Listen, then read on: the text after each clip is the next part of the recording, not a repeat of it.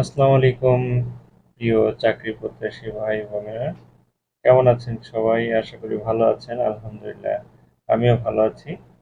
আজকে আরেকটি নতুন ভিডিও নিয়ে চলে আসলাম। গত 26 তারিখ খাদ্য অধিদপ্তরে অফিস সহকারী কাম কম্পিউটার মুদ্রাক্ষরিকের পরীক্ষা হয়েছে।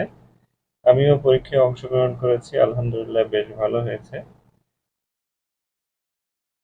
এমসিকিউ পরীক্ষা ছিল, 50টি এমসিকিউ। নেগেটিভ মার্ক হিসেবে ছিল হচ্ছে 0.25, মানে চারটায় 1 নম্বর কাটা যাবে। তা আলহামদুলিল্লাহ 45টা সঠিক হয়েছে, 3টা ভুল যায় এবং 2টা অ্যান্সার করিনি, কনফিউশন ছিল। তারপর আসলে বিভিন্ন পেজ, তারপরে বিভিন্ন পাবলিকেশন, ওরা প্রশ্নের সমাধান দিয়েছে। তবে অনেকগুলো প্রশ্নের উত্তর নিয়ে বেশ কিছু কনফিউশন সৃষ্টি হয়। তা আমারও সেই কনফিউশন ছিল বেশ কয়েকটা। তারপরেও এখন আমি রিসেন্ট পাবলিকেশনকে অসংখ্য ধন্যবাদ জানাচ্ছি। ওরা ব্যাখ্যা সহকারে উম, সমাধান করেছে, সেটার প্রিন্ট কপি আসলে আপনাদের মাঝে তুলে ধরছি। যেহেতু আমি একজন চাকরি প্রার্থী আর পাশাপাশি শিক্ষকতা করি, চাকরি প্রার্থী ভাই বোনদের পড়াশোনার ক্ষেত্রে সহযোগিতার জন্য আমার এই ছোট্ট আয়োজন। ভুল ত্রুটি ক্ষমা সুন্দর দৃষ্টিতে দেখবেন। চলেন শুরু করা যাক।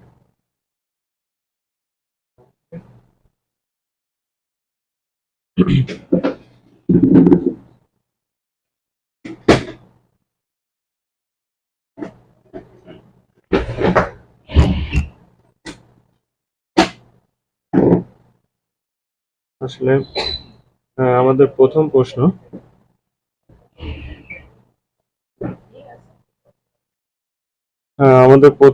হচ্ছে, হাজার বছর ধরে আমি হাঁটতেছি পৃথিবীর পথে, চরণটি কার লেখা? আসলে এটা কম বেশি আমরা সবাই জানি যারা চাকরি প্রস্তুতি নিচ্ছি। উত্তর হবে জীবনানন্দ দাশ।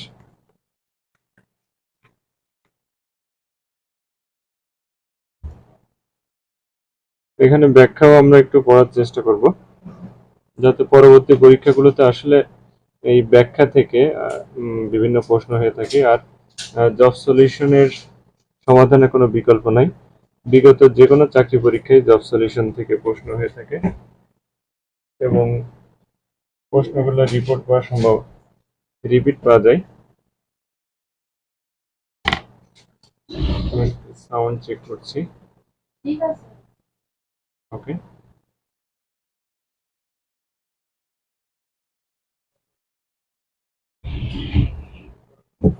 হ্যাঁ, আমরা অনেকেই জানি আসলে জীবনানন্দ দাশ আমাদের প্রকৃতির কবি।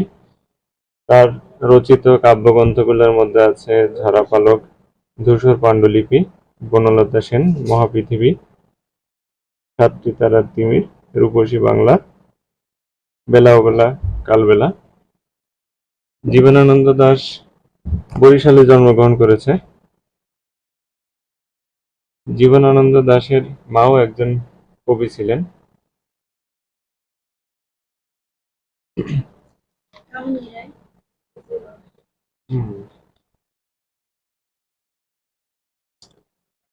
আচ্ছা, আমরা পরবর্তী প্রশ্নে চলে যাই। এক একটা প্রশ্ন পড়বো, এর সাথে অতিরিক্ত যে তথ্যগুলো আমার জানা আর যে তথ্যগুলো পরীক্ষায় আসে সেইগুলোই আপনাদেরকে জানানোর চেষ্টা করব। পরবর্তী প্রশ্ন হচ্ছে, বাংলার চিরস্থায়ী ভূমি ব্যবস্থা প্রবর্তন করেন কে? Lord Cornwallis. এটা খুব কমন একটি প্রশ্ন, এটা প্রায় এসে থাকে। এটা 3 স্টার বা 2 স্টার যেটাই বলেন দিতে পারেন।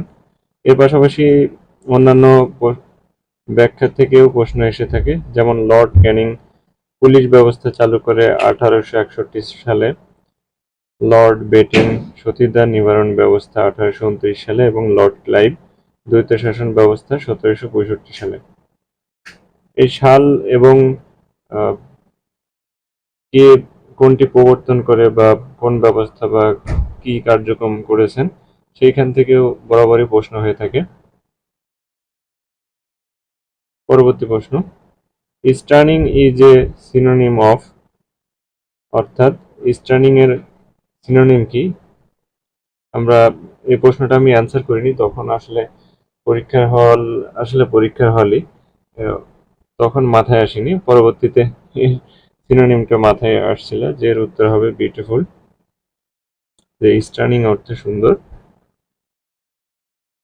Which word is correct spelled miscellaneous? B number উত্তর হবে। এটাও কমন প্রশ্ন, এটা প্রায় এসে থাকে, বিগত সালের প্রশ্ন। আসলে খাদ্য অধিদপ্তরের প্রায় প্রশ্নগুলো বিগত সালের প্রশ্ন থেকে রিপিট হয়েছে। মিসসেলেনিয়াস, এখানে S C E L L A N E O U S. আসলে প্রিন্ট করার কারণে একটু ঝাপসা লাগতে পারে, সেজন্য আন্তরিকভাবে দুঃখিত। আমাদের পরবর্তী প্রশ্ন অঙ্ক। অঙ্কগুলো বেশ সহজ ছিল, একটু মাথা খাটালেই পারা যায়। দুটি সংখ্যার গুণফল 8 ও অনুপাত 3:1 হলে তাদের গুণফল কত? এখানে আসলে অনুপাত যেহেতু আছে, অনুপাত দ্বয়ের যোগফলই হচ্ছে 8, তাহলে আমরা ধরে নিতে পারি 3x + x = 8, তাহলে 4x = 8, x এর মান 2। তাহলে সংখ্যা দুটি হলো 3 দুগুণে 6 এবং 2, তাদের গুণফল হচ্ছে 12। আমাদের উত্তর হবে, তাদের গুণফল কত? উত্তর এখানে ভুল আছে, উত্তর হবে 12, বি হবে উত্তর। আমাদের পরবর্তী প্রশ্ন, আসলে প্রিন্টিং মিস্টেকের ক্ষেত্রে অনেক সময় প্রিন্টিং মিস্টেক হয়, সেজন্য রিসেন্ট পাবলিকেশন হয়তো খুব দ্রুত সময়ের মধ্যে আমাদেরকে ব্যাখ্যা সহ সমাধান দেওয়ার চেষ্টা করেছে, এই কারণে হয়তো ভুল ত্রুটি হয়েছে।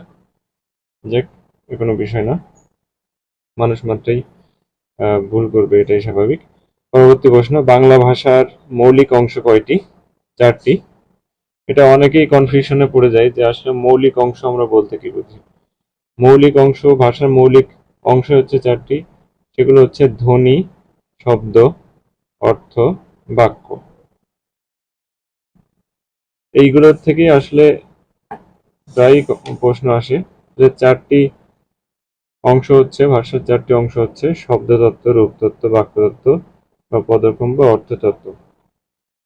এই 4টি বিষয়ের মধ্যে প্রায় প্রশ্ন হয়ে থাকে যে ধ্বনি বা সমাস বা বচন কোন বাংলা ব্যাকরণের কোন তত্ত্বে আলোচনা করা হয়ে থাকে। 7 নম্বর প্রশ্ন, বাংলা ভাষার চলিত রীতির উদ্ভাবক কে? প্রমোদ চৌধুরী। কমন প্রশ্ন এগুলো, আসলে যারা পড়াশোনা করে বা এগুলো বেসিক বেসিক বলতে এগুলো আসলে পড়াশোনার মধ্যে বিগত সালের প্রশ্ন থেকেই আসছে।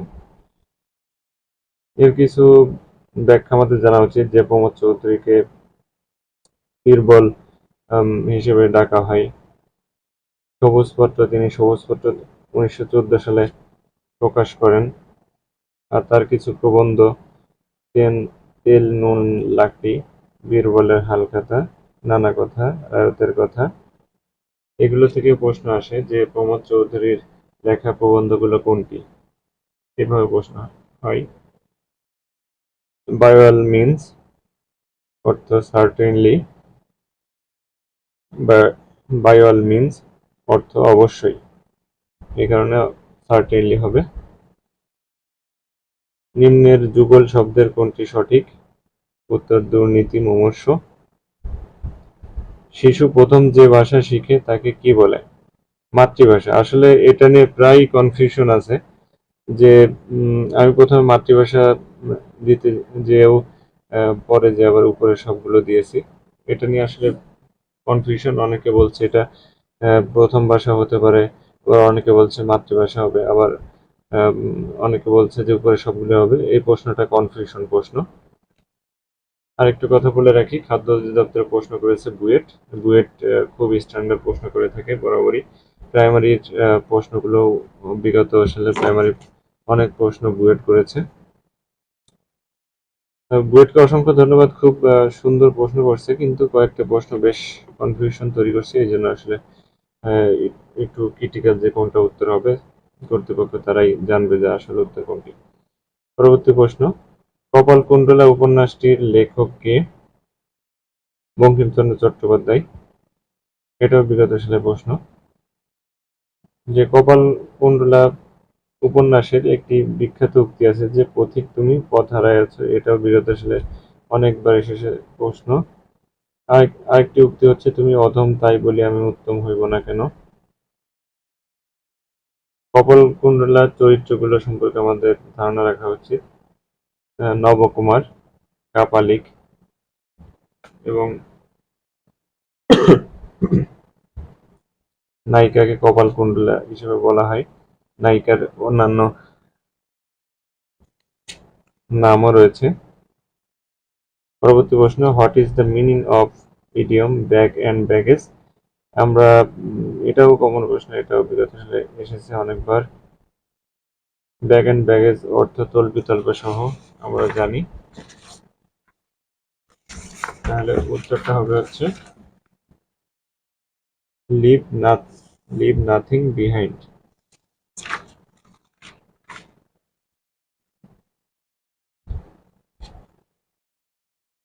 তিন নম্বর প্রশ্ন, সমকোণী সমদ্বিবাহু ত্রিভুজের ভূমি সংলগ্ন কোণের মান কত? সমকোণী, এটা নিয়ে অনেক কনফিউশন হতে পারে। উত্তর 45 হবে। 45টা কিভাবে হলো এটা আপনাদেরকে একটু দেখিয়ে দিই।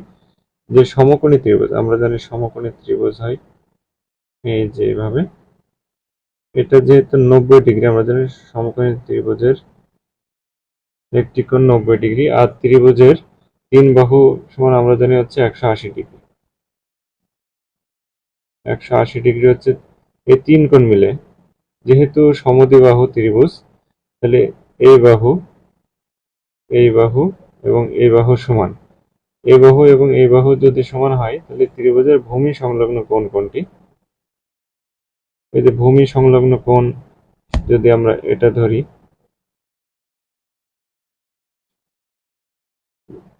তাহলে 45 ডিগ্রি হবে। যেহেতু সমদ্বিবাহু দুই বাহুই সমান, তাহলে কোণ হবে 45 ডিগ্রি।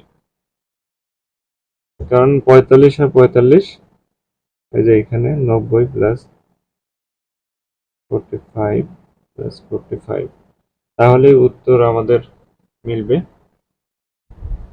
এই জন্য সমকোণী ত্রিভুজ, সমদ্বিবাহু ত্রিভুজের ভূমি সংলগ্ন কোণের মান 45 ডিগ্রি।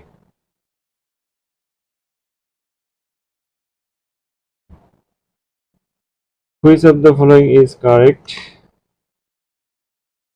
সঠিক উত্তর হবে আই ফেল্ট ভেরি ব্যাড। এর কারণ হচ্ছে এটা হচ্ছে আমরা জানি প্যাসিভ ভয়েসের ক্ষেত্রে দিস থাকলে দ্যাট হয়। আমি এইভাবে চিন্তা করে উত্তরটা করেছিলাম যে দিস থাকলে দ্যাট হয়। সরি, প্যাসিভ ভয়েস না, ন্যারেশনের ক্ষেত্রে আমরা জানি দিস থাকলে দ্যাট হয়। সেই কারণে আমরা চিন্তা করেছি যে ইনডাইরেক্ট ন্যারেশনে যদি প্রেজেন্ট টেন্স থাকে তাহলে ডাইরেক্ট ন্যারেশন যদি প্রেজেন্ট টেন্স থাকে তাহলে ইনডাইরেক্ট ন্যারেশনে দিস থাকলে দ্যাট হবে বা পাস্ট টেন্স হবে। সেই ক্ষেত্রে এইখানে ফিল না হয়ে ফেল্ট হবে। এটা আমার চিন্তা ভাবনা থেকে। বিভিন্ন উত্তর ব্যাখ্যা থাকতে পারে। পরবর্তী প্রশ্নে চলে যাই। 1 থেকে 20 পর্যন্ত মৌলিক সংখ্যা কয়টি? 8টি। এটাও আসলে জানাশোনার মধ্যে। আমরা একটা সূত্র আছে, সেই সূত্রটা জানা থাকলে প্রশ্ন উত্তর করা সহজ। এই ধরনের প্রশ্নগুলো মৌলিক সংখ্যার ক্ষেত্রে আমার সূত্রটা হচ্ছে 44 22 300, 44 22 322 321, মানে মোট 1 থেকে 100 পর্যন্ত টোটাল 25টি মৌলিক সংখ্যা আছে। এভাবে আসলে আমরা যদি প্রতিটা প্রশ্ন ব্যাখ্যা সহকারে একটু বুঝে বুঝে চিন্তা করে পড়ি, তাহলে একটা প্রশ্নের সাথে প্রায় 4-5টা প্রশ্ন পড়া হয়ে যায়। আর এক্ষেত্রে যদি 50টা প্রশ্ন সলভ করা হয় তাহলে প্রায় 200-250 প্রশ্ন সলভ হয়। এই জন্য আসলে সব শিক্ষক এবং বড় ভাইরা বলে থাকেন যে ব্যাখ্যা সহ প্রশ্ন সমাধান করার জন্য। পরবর্তী প্রশ্ন, সাজের মায়া কবিতাটির রচয়িতাকে? বেগম সুফিয়া কামাল। এটাও বিগত সালের প্রশ্ন। বেগম সুফিয়া কামালের কাব্যগ্রন্থের মধ্যে আছে সাজের মায়া, অভিযাত্রিক, মায়া কাজল, মন ও জীবন, উদ্যত পৃথিবী, মৃত্তিকার ঘ্রাণ, মোট জাদুদের সমাধির পরে। প্রতিটা প্রশ্ন ব্যাখ্যা সহকারে আমাদের পড়া উচিত। পরবর্তী প্রশ্ন, কোন ইউরোপীয় ভারত আসার জলপথ আবিষ্কার করেন? কোন ইউরোপীয় ভারত আসার জলপথ আবিষ্কার করেন? ভাস্কো দা গামা হচ্ছে ভারত আসার জলপথ আবিষ্কার করেন। আমি এটা দিয়েছিলাম। আর আমরা জানি ক্রিস্টোফার কলম্বাস হচ্ছে আমেরিকা আবিষ্কার করেন। ক্রিস্টোফার কলম্বাস আমেরিকা আবিষ্কার করেন। তাহলে ভাস্কো দা গামা 1498 সালে পর্তুগিজ নাবিক ভাস্কো দা গামা ভারতে আসার জলপথ আবিষ্কার করেন। উল্লেখ্য 1992 সালে ইতালির নাগরিক কলম্বাস আমেরিকা আবিষ্কার করেন, ওই যে আমি বলেছিলাম। তাহলে আমেরিকা আবিষ্কার করে হচ্ছে 1492 সালে। কম্পিউটার ব্রেইন বলা হয় কোনটিকে? মাইক্রোপ্রসেসর। কেন মাইক্রোপ্রসেসরকে কম্পিউটার ব্রেইন বলা হয়? কারণ হচ্ছে মাইক্রোপ্রসেসরে হচ্ছে কম্পিউটারের যাবতীয় প্রোগ্রামের সব কিছু প্রসেস করে থাকে, মানে নিয়ন্ত্রণ করে থাকে। এই জন্য হচ্ছে ব্রেন। আমাদের ব্রেন যেমন আমাদের প্রতিটি কাজকর্ম নিয়ন্ত্রণ করে থাকে বা অঙ্গ প্রত্যঙ্গ নিয়ন্ত্রণ করে থাকে, মাইক্রোপ্রসেসরও কম্পিউটারের হার্ডওয়্যার সফটওয়্যার সবকিছু নিয়ন্ত্রণ করে থাকে। আমাদের পরবর্তী প্রশ্ন, 19 নম্বর, he said I know him well because I used to live with him, choose the correct indirect speech। এখানে he said যেহেতু said আছে past টেন্স, তাহলে আমাদেরকে আমরা জানি ইনডাইরেক্টের নিয়ম অনুযায়ী পরবর্তী সেন্টেন্সও পাস্ট টেন্স করতে হবে। যেহেতু এটা প্রেজেন্ট ইনডিফিনিট টেন্স আছে, তাহলে এটাকে আমাদের পাস্ট ইনডিফিনিট টেন্স করতে হবে। তাহলে পাস্ট ইনডিফিনিট টেন্স যদি আমরা করি তাহলে হবে হচ্ছে হি সেড দ্যাট, ন্যারেশনের নিয়ম অনুযায়ী দ্যাট বসবে, হি বসবে। এই যে বলেছিলাম পাস্ট ইনডিফিনিট নো থাকলে নিউ হয়, him well because he used to live. আর ইউজ টু লিভ এটা পরে সবসময় হচ্ছে প্রেজেন্ট ফর্ম বসে, ভার্বের প্রেজেন্ট ফর্ম বসে বা বেস ফর্ম বসে, because he used to live with him. তাহলে পরবর্তী প্রশ্ন, if the sentence is a universal truth or habitual fact the tense will be, কি হবে? এখানে আমাদেরকে অর্থ বুঝতে হবে। আসলে প্রতিটা প্রশ্ন ইংরেজি যখন আপনারা উত্তর করবেন তখন প্রশ্নগুলোর সেন্টেন্সের অর্থ বোঝার চেষ্টা করবেন। যেমন ইউনিভার্সাল ট্রুথ হচ্ছে চিরন্তন সত্য। ইউনিভার্সাল ট্রুথ বলতে আমরা বুঝি চিরন্তন সত্য। অর হ্যাবিচুয়াল ফ্যাক্ট মানে অভ্যাসগত কর্ম।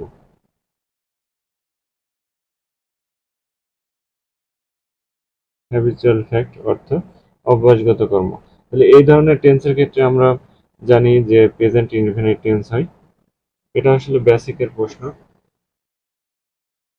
বুয়েট খুব বেসিক থেকে প্রশ্ন করেছে। এই জিনিসগুলো আসলে আমরা ছোটবেলায় থেকেই শিখে আসছি, কিন্তু যারা স্কুল লাইফে ফাঁকি দিবেন তাদের জন্য এই উত্তরগুলো করা বেশ কঠিন বিষয়। তবে মোটামুটি যারা চাকরি প্রস্তুতি নেন তারা খুব ভালো করে এটা জানেন।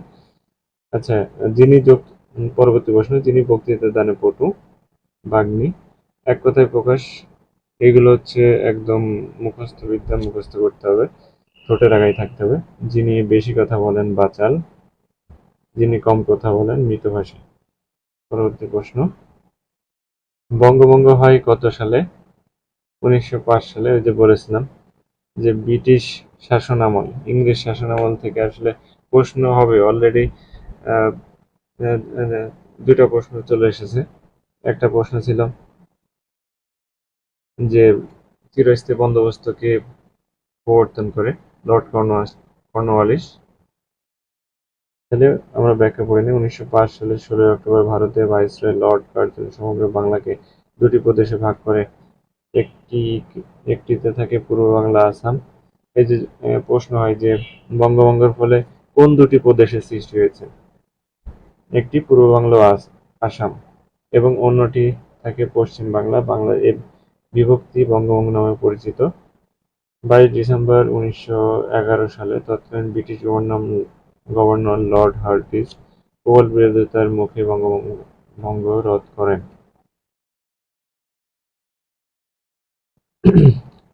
আসলে শরীর একটু অসুস্থ, এই কারণে হচ্ছে কথা বেঁধে যাচ্ছে, সেজন্য আন্তরিকভাবে দুঃখিত।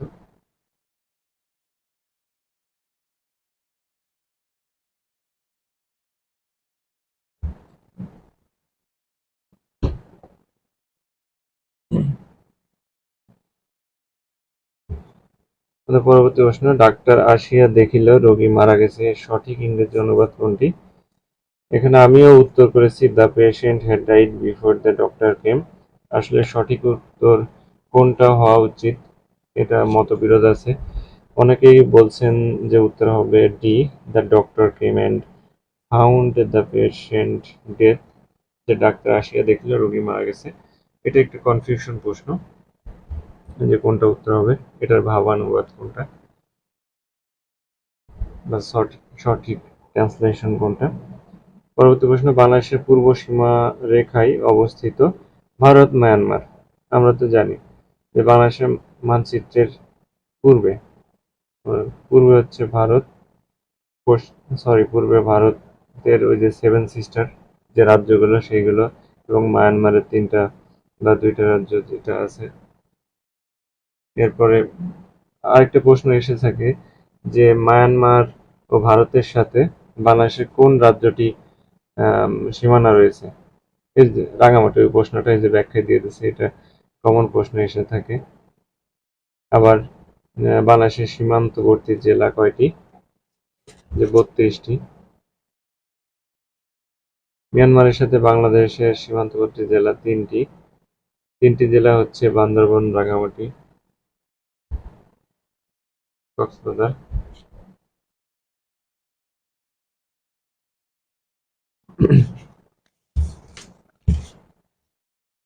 আমাদের 25 নম্বর প্রশ্ন, আমার সোনার বাংলা গানটির সুরকার কে? রবীন্দ্রনাথ ঠাকুর। এগুলো আসলে খুব কমন প্রশ্ন, এগুলো একদম সহজ প্রশ্ন হয়ে গেছে। তারপর কেচে কন্ডোজ বাগধারাটির সঠিক অর্থ কোনটি? পুনরায় আরম্ভ। এই যে এটা বাগধারা আসলে মুখস্থ থাকতে হবে। আরো কিছু বাগধারা হচ্ছে গুড়ে বালি, আশায় নৈরাশ্য, বক্ষে জুড়ে নিতান্ত অলস, সেগুলো কমন। এগুলো লিখিত এমসিকিউ সব ধরনের পরীক্ষায় বারবার এসে থাকে। আমাদের পরবর্তী প্রশ্ন, আইডেন্টিফাই কারেক্ট সেন্টেন্স। কোন সেন্টেন্সটি সঠিক? এখানে সঠিক হচ্ছে নাম্বার, কারণ 5 men were arrested and one was fined, এটা হচ্ছে প্যাসিভ ভয়েসের নিয়ম অনুসারে।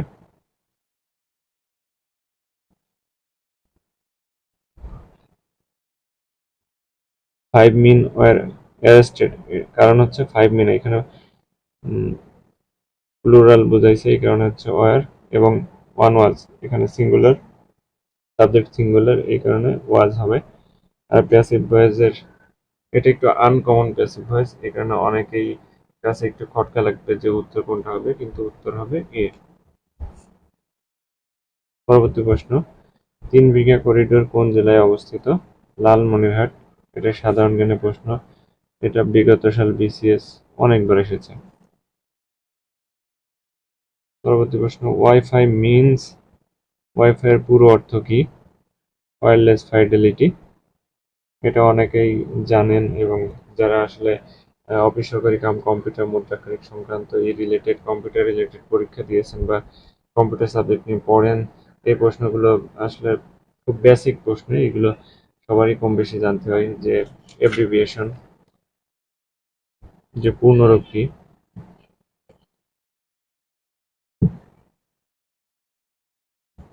আরেকটি জিনিস, ওয়াইফাইতে একটি স্ট্যান্ডার্ড নাম্বার ব্যবহার করে, সেটা হচ্ছে IE802111।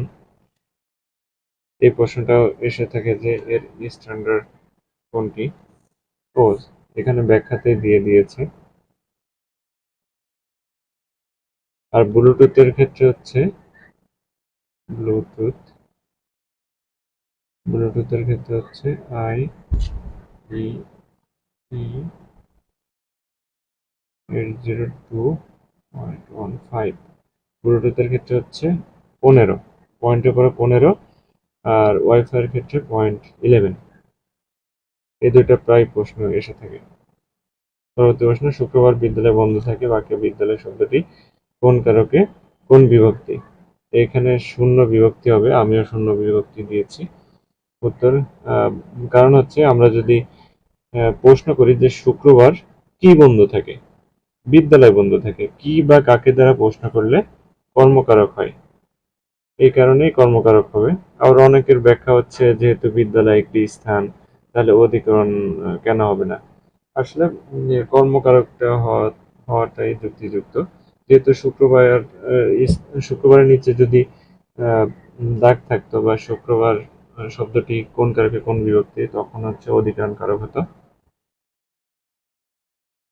আরো বেশ কয়েকটি কর্মকারক হচ্ছে ডাক্তার ডাকো, কাকে ডাকো, ডাক্তার ডাকো, আমাকে একখানা বই দাও, আমাকে একখানা কি দাও, কি বা কাকে দ্বারা প্রশ্ন করলে আমরা কর্মকারক পাই, কি বা কাকে দ্বারা প্রশ্ন করলে কর্মকারক পাই। আবার কারক একটু বিশ্লেষণ করে দিই যে কর্তাকারক হয় হচ্ছে কে বা কারা দ্বারা প্রশ্ন করলে কর্তাকারক, আর কি উপায়, কি দ্বারা, কিসের সাহায্যে দ্বারা প্রশ্ন করলে করণ কারক পাই। আর অপাদান কারক হচ্ছে কোনো কিছু থেকে বিচ্যুত বা হতে থেকেছে,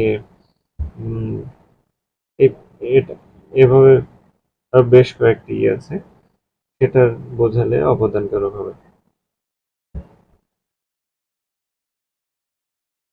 পরবর্তী প্রশ্ন, which which one is correct sentence.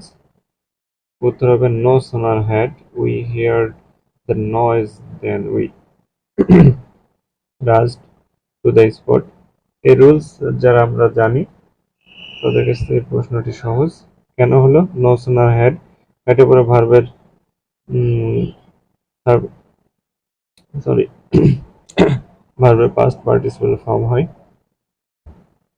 আর দেন হবে, দেনের পরবর্তী অংশ সাবজেক্টে পরে ভার্বের পাস্ট ফর্ম হবে। এটাই হচ্ছে রুলস, এখানে সেটা দিয়েছে যে ভি থেকে দেন সাবজেক্টে পরে পাস্ট ইনডিফিনিট টেন্স হয়। আবার যদি ডট ডট হোয়েন থাকতো, as soon as dot dot then থাকতো, এইসব ক্ষেত্রে আসলে এই একই নিয়ম। পরবর্তী প্রশ্ন, 12 বর্গমিটার একটি ত্রিভুজাকার জমির উচ্চতা 4 মিটার হলে তার দৈর্ঘ্য কত। এই যে আমরা জানি ত্রিভুজ নির্ণয় সূত্র হাফ ইন্টু ভূমি ইন্টু উচ্চতা। যেহেতু জমির উচ্চতা 4 মিটার দেয়া আছে, একটি ত্রিভুজের জমির উচ্চতা 4 মিটার দেয়া আছে, আমরা তার দৈর্ঘ্য এক্স ধরে নিই। এবার ত্রিভুজের ক্ষেত্রফল দেয়া আছে 12, এই দুই কাটা, ভাগ 6, সরি 2, উত্তর হবে 6। এটাই যে ব্যাখ্যা দেওয়া আছে যে ভূমি ইন্টু উচ্চতা। আমাদের পরবর্তী প্রশ্ন, correct spelling, which pair of words is correct. Assessment committee, এটাও কমন প্রশ্ন, বিগত সালে প্রশ্নগুলো এসেছে। আসলে আমরা যদি দেখি বিগত সালে প্রশ্ন থেকে অনেক প্রশ্ন এসেছে, আর একটু বেসিক, যাদের একটু বেসিক ভালো, এই জন্য বারবার বলা হয়, সকলেই বলেন যে বেসিক সহকারে পড়াশোনা করার জন্য। বেসিক ভালো থাকলে যে কোনো চাকরি পরীক্ষা যতই প্রশ্ন ঘোরাই দিক না কেন সহজ আর কি। আমাদের পরবর্তী আরেকটি স্পেলিং এসেছে ডায়রিয়া। ডায়রিয়ার স্পেলিং হচ্ছে এটা DIARRH।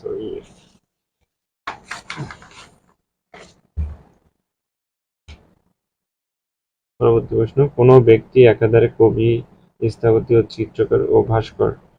এটা আসলে এই প্রশ্নটা নিয়ে অনেক কনফিউশন। এই প্রশ্নটা আমি দাগাইনি, টোটাল 48টা দাগিয়েছিলাম, 45টা কারেক্ট হয়েছে এবং 3টা ভুল গেছে। ওই 3টা হচ্ছে কনফিউশন যে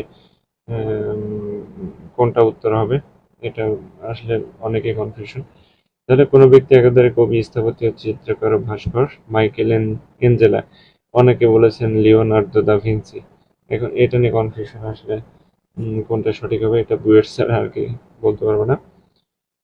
এই যে এটা আসবেই, এটা সব পরীক্ষায় 3 স্টার 5 স্টার আপনি যত স্টার দেন না কেন, এটা কমন প্রশ্ন এসেই থাকে যে বাংলা সাহিত্যের প্রাচীন নিদর্শন কোনটি? চর্যাপদ। চর্যাপদ আবিষ্কৃত হয় 1905 সালে।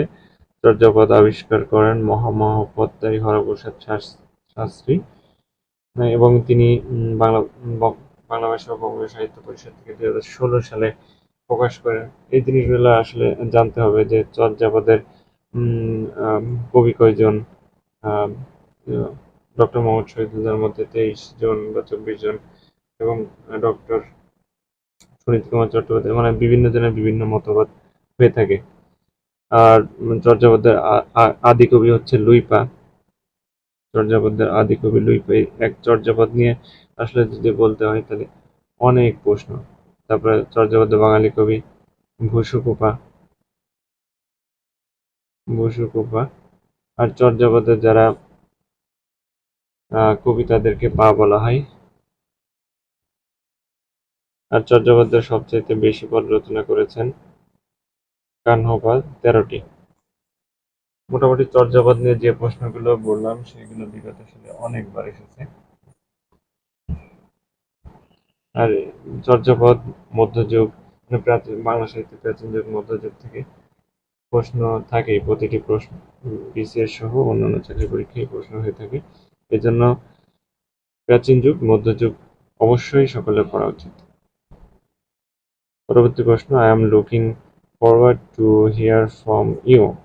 এই যে আমরা জানি যে লুকিং ফরওয়ার্ড বা লুক ফরওয়ার্ড, ফরওয়ার্ড টু থাকলে এর পরবর্তী ভার্বের সাথে আইএনজি যোগ হয়। এই যে ব্যাখ্যা দিয়েছে, তাহলে আমাদের উত্তর হবে হিয়ারিং।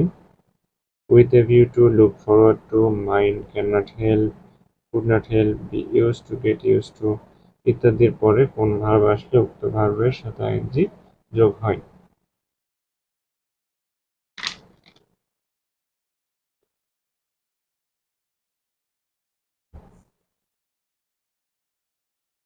এই যে আমাদের আরেকটি অঙ্ক। স্রোতের অনুকূলে একটি নৌকা 4 ঘন্টায় 36 কিলোমিটার পথ অতিক্রম করে। স্রোতের গতিবেগ ঘন্টায় কত হলে স্থির পানিতে নৌকার গতিবেগ 6 কিলোমিটার ঘন্টা হবে? এই প্রশ্নটা আমরা এখানে করার চেষ্টা করি। খুব সহজ একটি প্রশ্ন, একটু বেসিক জানা থাকলে প্রশ্নটা করা সহজ। যে স্রোতের অনুকূলে, আমরা জানি স্রোতের অনুকূলের বেগ হচ্ছে এক্স কে যদি নৌকার বেগ ধরি, ওয়াই কে যদি, এবং স্রোতকে যদি ওয়াই ধরি, এটা টোটালটা যা আসবে সেটা হচ্ছে স্রোতের অনুকূল বেগ। এখানে দেওয়া আছে, আমরা আরেকটি বিষয় জানি হচ্ছে যে বেগ সমান সমান দূরত্ব বাই সময়।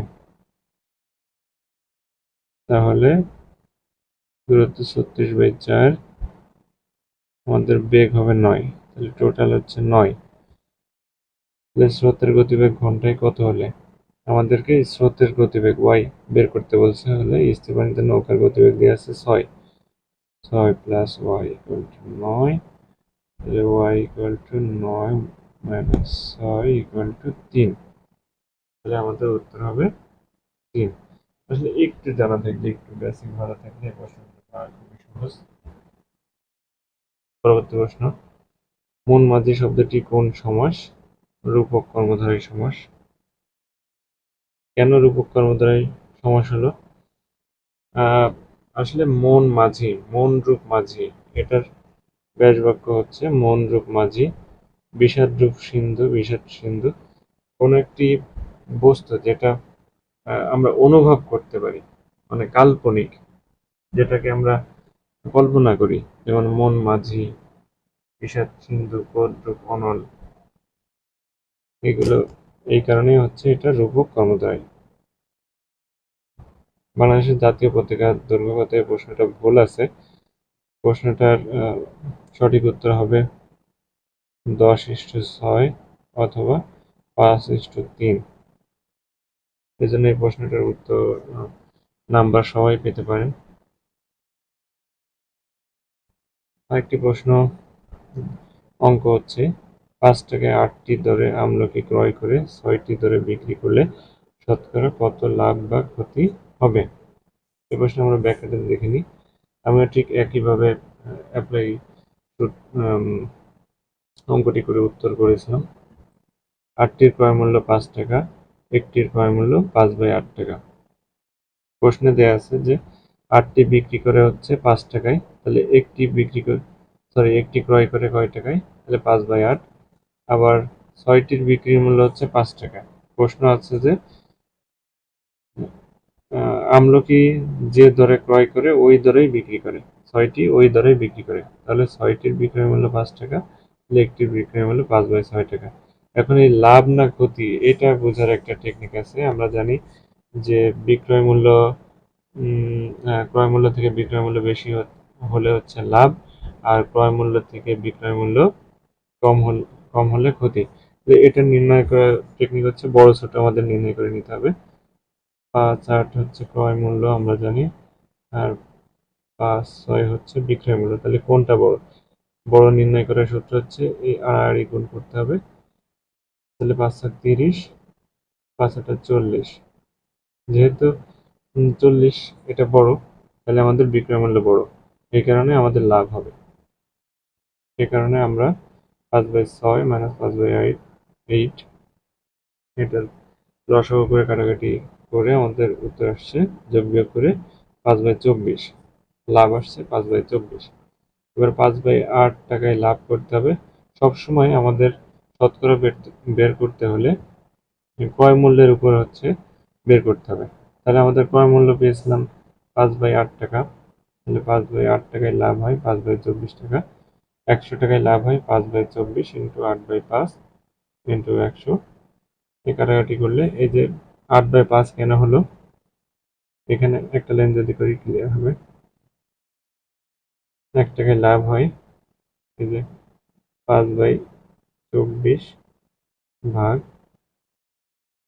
5/8। আরেকটু যদি আমরা করি যে 5/24 যেভাবে আমরা সাধারণত লিখি যে 5/8, এটা যখন ভাগ থেকে আমরা গুণে চলে আসবো তখনই কিন্তু এখানে উল্টে গেছে বা এখানে উল্টে যায়। ঠিক আছে, তাহলে কিভাবে আসে? 5/24 ইন্টু 8/5 এখানে 100। এই কাটাকাটি করলে যে 5 কাটা 3/8 = 24, তাহলে 3/100 থাকে। 3/100কে যদি ভাগ করি 33, 3 3 99 যোগ 1 100। আসলে যোগ বিয়োগ গুণ ভাগ এগুলো বেসিক, এগুলো জানতে হবে। আর এমসিকিউ পরীক্ষার সময় খুব দ্রুত করার চেষ্টা করতে হবে, নাহলে টাইম কভার করা বেশ কষ্টসাধ্য বিষয়। তাহলে পরবর্তী প্রশ্ন, গুদাম শব্দটি কোন বিদেশি ভাষা থেকে বাংলা ভাষায় স্থান করে নিয়েছে? পর্তুগিজ শব্দ। পর্তুগিজ আরো বেশ কয়েকটি শব্দ হচ্ছে আনারস, আলগাত্রা, কেরানি, আলপিন, আলমারি, গির্জা, পেয়ারা, চাবি, পাউরুটি, পাদ্রি, বালতি, জানালা। বিগত পরীক্ষার যে কোনো পরীক্ষায় এই শব্দ থেকে প্রশ্ন হয়ে থাকে, যেমন কোনটি ফার্সি শব্দ, কোনটি আরবি শব্দ, কোনটি চীনা শব্দ, কোনটি গুজরাটি শব্দ। যেমন হরতাল যদি দিয়ে বলে যে এটি কোন শব্দ, হরতাল গুজরাটি শব্দ।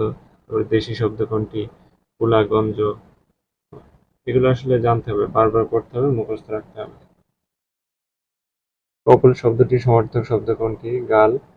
এটা নিয়েও কনফিউশন আছে, গন্ড দেশও হতে পারে, গালও হতে পারে। এটা আসলে আমি গন্ড দেশ দিয়েছিলাম, যে কোনটা কনফিউশন। আসলে এই প্রশ্নের উত্তর দুইটাই হয়।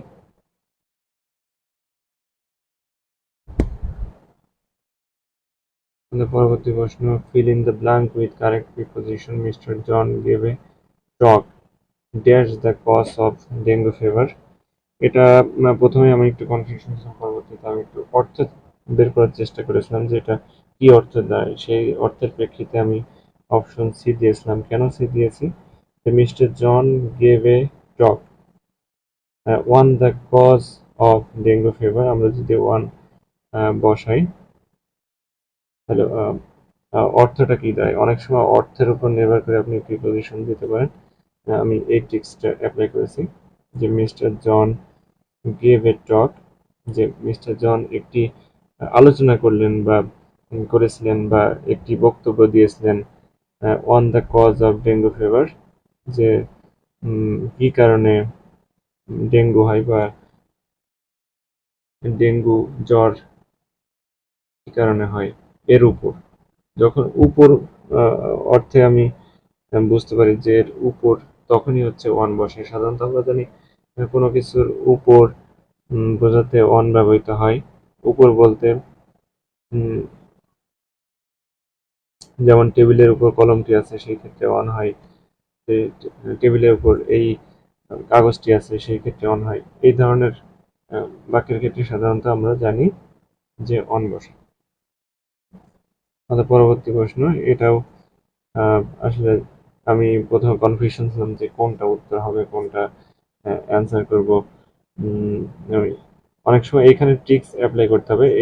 এই প্রশ্নটা আমার পড়া প্রশ্ন ছিল, কিন্তু আমি কনফিউশন করে গেছিলাম যে কোনটা হবে।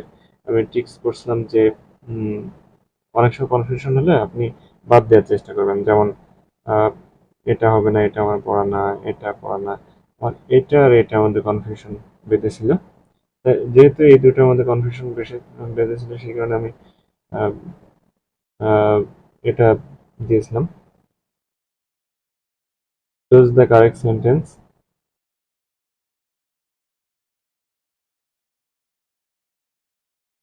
এখানে আসলে উত্তর হিসেবে এখানে যে প্রশ্নগুলো আছে তার ভিতর আমি এটা দিয়েছি যে if I were you I would not do this.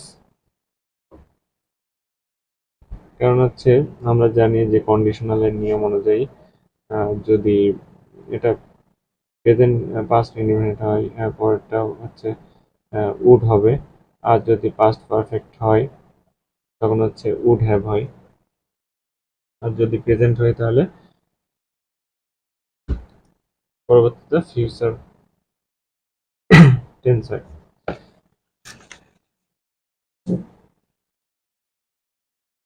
পরবর্তী প্রশ্ন 47, একটি বৃত্তের ব্যাস সেন্টিমিটার।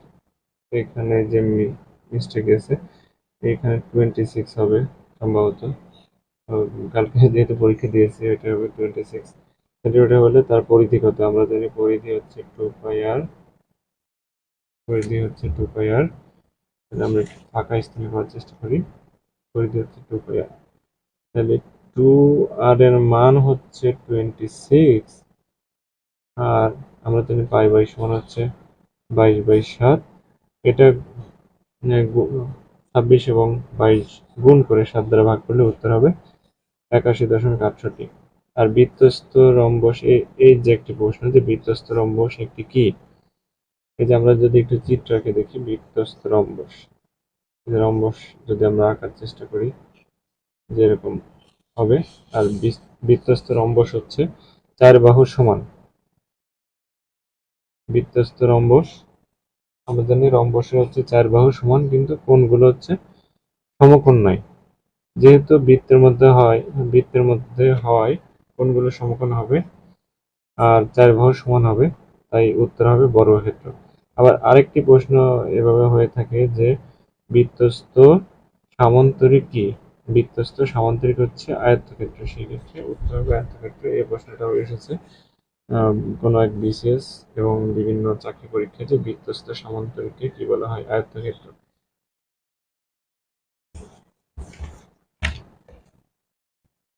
পরবর্তী প্রশ্ন, a cube minus b cube equal to 513 এবং a minus b equal to 3 হলে a b এর মান কত? এদের সূত্র, আমরা যদি সূত্র বসাই, এটা সূত্র হচ্ছে a cube minus b cube a minus b whole cube plus 3ab equal to a minus b। এখানে ব্র্যাকেটটা একটু অস্পষ্ট, তাই এটা লিখে দিলাম সূত্রটা। এই সূত্র অনুযায়ী যদি এখানে মান বসানো যায় যে 513, এখানে আমরা মান বসাই দিই যে বা 3 কিউব প্লাস 3ab 3513, এখান থেকে 9ab আর 3 এর মান হচ্ছে 127 হবে 486, অতএব ab ইকুয়াল টু 6.9, উত্তর হবে 54। এটা খুব কমন প্রশ্ন। এই জন্য বলে যে আপনি অঙ্ক ইংলিশে যত এক্সপার্ট হবেন এবং যত চর্চা করবেন তত প্রশ্ন পারবেন।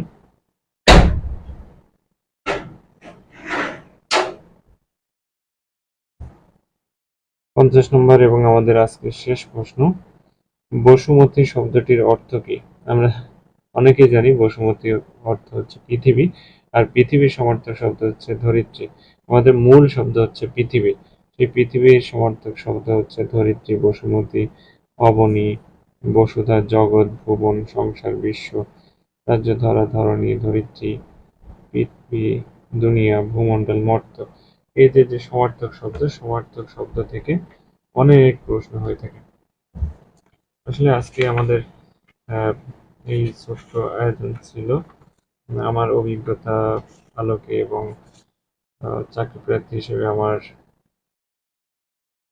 এক্সপিরিয়েন্স এবং টেকনিক আপনাদের সাথে শেয়ার করলাম, যাতে আপনারাও এগিয়ে যেতে পারেন এবং আমার ভুলগুলো যাতে আপনারা না করেন।